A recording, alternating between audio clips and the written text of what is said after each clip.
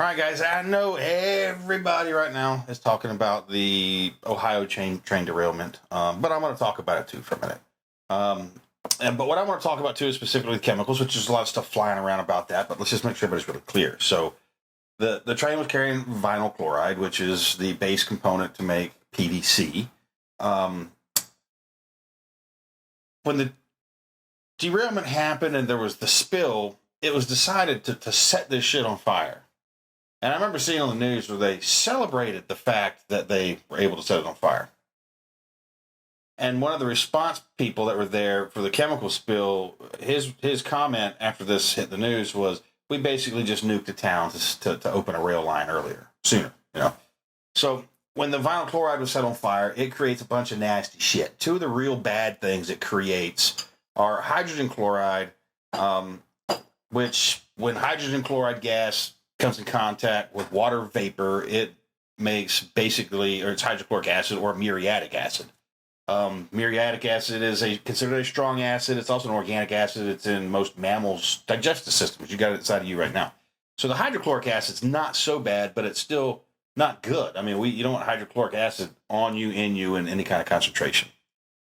The real problem with the byproducts of the fire are the fact that it creates phosgene gas. Now, phosgene, you can get it burning vinyl chloride, and also Freon will create phosgene.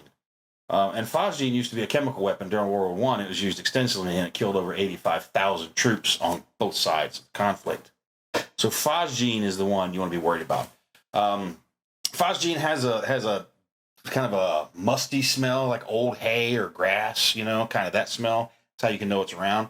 It's also heavier than air, so remember that. If you live in an area where this could be a problem, watch your basements and stuff. Be very careful with that, because that's where it'll collect. It's a potent pulmonary irritant, so phosgene really affects the respiratory system. That's because that's how you're going to intake it. And then it starts working in the blood system, and it's a terrible way to go. So those are the chemicals that are being put in there. So when people are talking about livestock dying and pets dying and birds dying and all this stuff, it wasn't from the hydrogen chloride probably as much as it was the phosgene. Though, if you breathe in hydrogen chloride gas in a rather concentrated form, it'll attach to the water in your own body and turn to muriatic acid, like in your lungs and stuff like that. So this is not stuff you want to be breathing. And we don't talk about protecting ourselves from chemical, biological agents these days anymore. It kind of was a thing. But hey, it's making a comeback. We need to start thinking about this again. I will be doing another video on what we can do to prepare for events like this. But think about that derailment, and that's if there's no clear example of why we want to have a go bag ready. Keep our clothes beside our bed at night and our shoes there with a flashlight and stuff so we can get the hell out when we have to. There's no better example of that than a train derailment chemical spill in my mind. So stay tuned. There will be, like I said, there'll be an update to this one with what you could do. We'll talk about some stuff, how you can prepare, how you can protect yourself. But I just want to make sure everybody's 100% aware of just what this stuff is, what it does, and what you can do to protect yourself. Now, from phosgene, if you're living in that downwind of that area, get a gas mask quick, and start wearing at least an industrial grade filter respirator. Masks aren't going to fix this or nothing like that. You need to be wearing a heavy duty respirator. I also wouldn't drink the water up there from any kind of groundwater. And that's going to be happening all the way down to the Mississippi. That chemical, that vinyl chloride, will eventually end up in the Gulf of Mexico, because that's where all that shit's going.